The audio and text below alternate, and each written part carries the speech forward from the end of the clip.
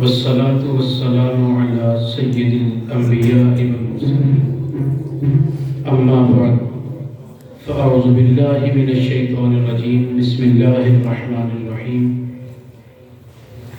قال الله تبارك وتعالى في القرآن المجيد ووصينا الإنسان بوالديه إحسانا صدق الله مولانا العظيم. شرکائے محفل، آج ہم حاجی محمود صاحب جو کہ اللہ کے حضور پیش ہو گئے، کل ان کی وفات ہوئی، ان کے اصحاب ثواب کے لیے اس بزم میں بیٹھے ہیں. دعا گو رب تعالیٰ اپنے حبیب علیہ السلام کا صدقہ ان کی کامل بخشش فرمائے اور بشریت تقاضا بشریت انسان اگر ان سے غلطی کوتاہی ہوئی تو رب تعالیٰ درگزر فرمائے اور ان کے درجات کو بلند فرمائے. والدین کے حوالے سے میں مختصر سی بات کرنا چاہتا ہوں. باری تعالیٰ نے فرمایا وَوَصَّيْنَا الْإِنسَانَ بِوَالِدَيْهِ إِحْسَانًا، ہم نے بنی نوع انسان کو حکم دیا کہ وہ والدین سے حسن سلوک کرے. سبحان اللہ. تو آپ دیکھیں ایک بنیادی قاعدہ اور اصول یہ ہے کہ کوئی بھی ایسی بات، کوئی بھی ایسا کام جو اللہ اور اس کے رسول علیہ السلام کی طرف سے ہمیں حکمن آ جائے تو وہ ہم پہ فرض ہو جاتا ہے. تو فرمایا کہ ہم نے حکم دیا بنی نوع انسان کو کہ وہ والدین سے حسن سلوک کرے. آپ دیکھیں اسی طرح باری تعالیٰ نے فرمایا یا ایھا الذین آمنوا اقیموا الصلاۃ، اے ایمان والو نماز قائم کرو. تو جب کہا کہ قائم کرو یہ حکم آ گیا تو یہ ہم پہ فرض بن گیا. پھر کہا وآتوا الزکوٰۃ، اور زکوٰۃ ادا کرو. تو زکوٰۃ کا ادا کرنا بھی ہم پہ فرض ہو گیا. پھر فرمایا فمن شہد منکم الشہر فلیصم، جو ماہ رمضان کو پائے اسے چاہیے کہ پھر اس کے روزے رکھے. تو یہ بھی ہم پہ روزے رکھنا ماہ رمضان کے فرض ہو گیا. پھر کہا جو صاحب استطاعت ہے زندگی میں ایک مرتبہ اس پہ حج کرنا بھی فرض ہے. تو اسی رب نے جس نے ہم پر نماز کو فرض کیا، زکوٰۃ کو فرض کیا، حج کو فرض کیا، اسی رب نے حکم دیا کہ والدین سے حسن سلوک کرو. سبحان اللہ.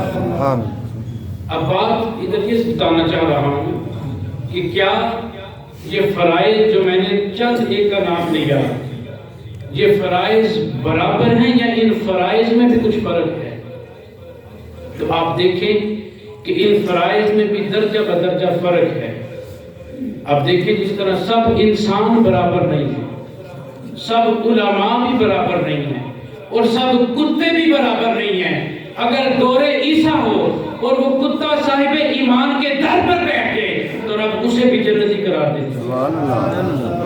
اور آپ دیکھیں کہ یہ تو جناب عیسیٰ علیہ السلام کا دور تھا، اور اگر آقا علیہ السلام کی اس امت کا نوجوان جو ایمان پر قائم رہے، ایمان پر اس کا قائم ہو، تو حاضرین محترم پھر سوچئے کہ رب اس کے قدموں کا کتنا حیا کرے گا. تو میں نے کہا کہ سب انسان برابر نہیں، سب علماء بھی برابر نہیں، اسی طرح یہ سب فرائض بھی برابر نہیں. آپ دیکھیں کہ نماز، روزہ، حج، زکوٰۃ یہ اپنے اپنے مخصوص ٹائم پر فرض ہیں. ان فرائض میں کوئی فرض ایسا نہیں جو 24 گھنٹے آپ کو فرض ہو. اب دیکھیں نماز 24 گھنٹوں میں 5 مرتبہ ایک دن میں فرض ہے، اور اگر کوئی بہت ہی تسلی کے ساتھ، آرام اور سکون کے ساتھ، خشوع و خضوع کے ساتھ نماز کو پڑھے تو تقریباً 1 گھنٹہ اور 20 منٹ لگتے ہیں. تو باقی ٹائم جو بچا اس میں نماز آپ پہ فرض نہیں. کہا کتاب موقوتا، اپنے مقرر وقت پر فرض ہے. آپ دیکھیں فجر کے وقت آپ ظہر نہیں پڑھ سکتے، اور ظہر کے وقت آپ عشاء نہیں پڑھ سکتے، وہ اپنے اپنے ٹائم پر ہے. اسی طرح آپ دیکھیں جب زکوٰۃ ہے تو سال مال آپ کے پاس رہے تو ایک لمحے کے لیے آپ پہ فرض ہے. حج زندگی میں ایک مرتبہ فرض ہے.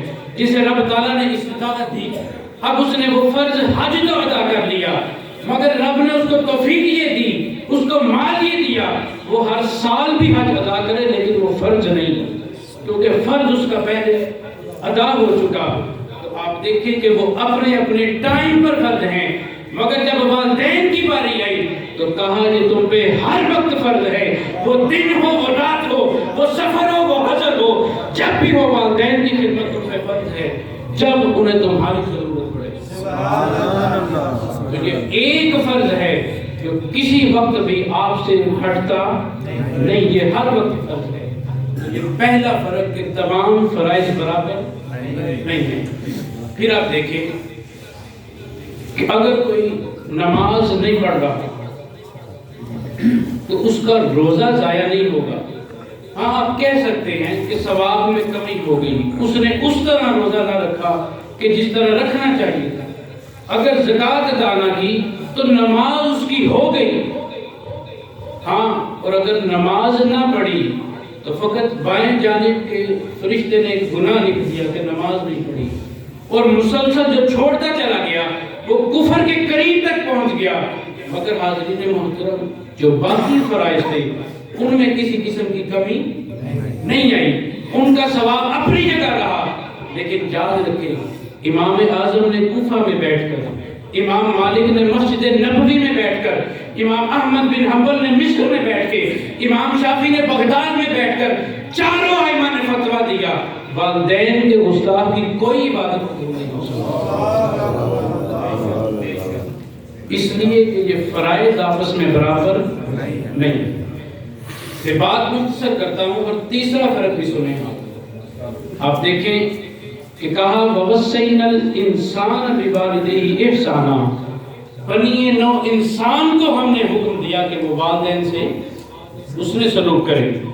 اب دیکھیں کہ جہاں فرمایا وَوَصَّيْنَا الْإِنسَانَ، جبکہ نماز، روزہ، حج اور زکوٰۃ مسلمانوں پہ فرض ہے، غیر مسلم پہ نہیں، فقط مسلمانوں پہ فرض ہے، کسی غیر مسلم پہ نہیں۔ لیکن ادھر کہا وَوَصَّيْنَا الْإِنسَانَ، یہ نہیں کہا وَوَصَّيْنَا الْمُسْلِمُونَ وَوَصَّيْنَا الْمُؤْمِنُونَ، بلکہ نص قرآن یہ ہے وَوَصَّيْنَا الْإِنسَانَ، کہا جو انسان کہلواتا ہے اسے والدین کی خدمت کرنا ہے۔ اب مسلمان ہونا تو بڑے پرے کی بات ہے، آگے کی بات ہے۔ جو فقط انسان کہلوانا چاہتا ہے اس کو ہم حکم دے رہے ہیں کہ والدین سے اس نے سلوک کریں۔ وہ چوتھا فرق پھر دیکھیں، کہا وَوَصَّيْنَا الْإِنسَانَ، ہم نے انسان کو حکم دیا، اور لفظ انسان پر اگر غور کیا جائے تو باری تعالیٰ نے الف لام لگا دیا۔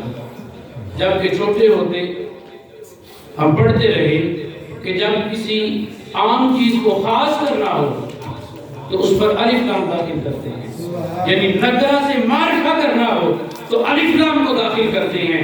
مگر یاد رکھیں یہاں وہ خاص نہیں کیا جا رہا، یہاں معرفہ بنانا مقصد نہیں۔ کیوں؟ کیونکہ انسان خود ایک ناؤن پرسن ہے، یہ خود ایک جنس ہے، ادھر جنسیت کا آیا تو کہا وَوَصَّيْنَا الْإِنسَانَ، ہم نے انسان کو حکم دیا۔ آپ دیکھیں انسان ہونا ایک الگ جنس ہے، فرشتہ ہونا ایک الگ جنس ہے، حیوان ہونا الگ جنس ہے۔ اور اگر کبھی آپ نیشنل جغرافیہ پہ دیکھیں تو ہزارہا کی تعداد میں مختلف اجناس نظر آتی ہیں، مختلف جنسیں نظر آتی ہیں۔ تو کہا وَوَصَّيْنَا الْإِنسَانَ، الف لام معرفہ کا نہیں آیا، بطور جنس کا آیا۔ اور دوسری جگہ رب تعالیٰ نے قرآن میں فرمایا وَأَمَّا السَّائِلَ فَلَا تَنْهَرْ، ادھر لفظ سائل میں بھی الف لام لگایا، کہا محمد علیہ السلام اے حبیب سائل تو بہت ہیں مگر وَأَمَّا السَّائِلَ فَلَا تَنْهَرْ، حبیب تیرے در پہ کسی بھی جنس کا سائل آ جائے محمد خالی نہ جائے، علیہ السلام کسی بھی جنس کا سائل آ جائے حبیب تیرے در سے وہ خالی نہ جائے۔ ادھر الف لام سائل پر بطور جنسیت کا لگا دیا۔ اب دیکھیں میں نے پہلے عرض کیا تھا کہ انسانوں میں بھی فرق ہے. اب بعض ایسے بھی انسان ہیں جو کہتے ہیں بل تو جولی میری یا محمد، اور ایسے بھی انسان ہیں جو کہتے ہیں اس طرف نہ جانا، ادھر سے نہ مانگنا، شرک ہو جائے گا. تو سب انسان آپس میں برابر نہیں ہیں. پھر آپ دیکھیں کہ جب کہہ دیا وَأَمَّا السَّائِلُ، تو کہا کوئی جنس بھی حبیب علیہ السلام تیرے در سے خالی نہ جائے. اب ہرن بھی درگاہ مصطفیٰ علیہ السلام میں، وہ پاگل اونٹ بھی در مصطفیٰ علیہ السلام کا نوکر، وہ 70,000 فرشتے صبح اور 70 شام، یعنی 1,24,000 فرشتے ہر روز در مصطفیٰ کے سوالی. رب کہتا ہے اے نادان انسان، تو ایک جنس ہو کر در مصطفیٰ سے پھر رہا ہے. مجھے رب اپنے رب ہونے کی قسم، میں نے کسی جنس کو پیدا نہیں کیا جسے در مصطفیٰ کے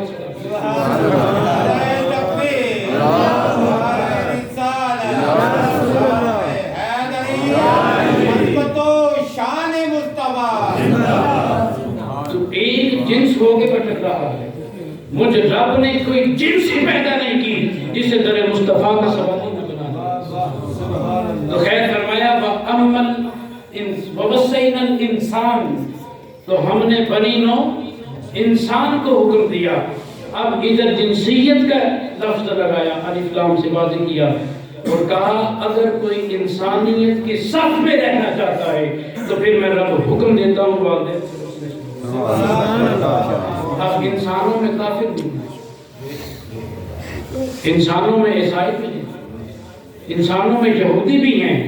اب مسلمان ہونا تو ایک بڑے پرلے درجے کی بات اور اونچے درجے کی بات. کہا ہم نے انسانیت کی صف سے اس کو نکال دیا جو والدین کا بے ادب اور نافرمان. یاد رکھیں حاضرین محترم، پھر ہمیں چاہیے کہ اپنے والدین سے حسن سلوک کریں، ادب کریں، یہ رشتہ قائم رکھیں ان کے ساتھ. آپ دیکھیں اس چیز کا کوئی فائدہ نہیں کہ ماں باپ گھر بلکتے ہوں اور بچہ تبلیغ میں نکلا ہو، ماں گھر فارج میں پڑی ہے اور بچہ جا کے مرید کو نذرانے پیش کر رہا ہے.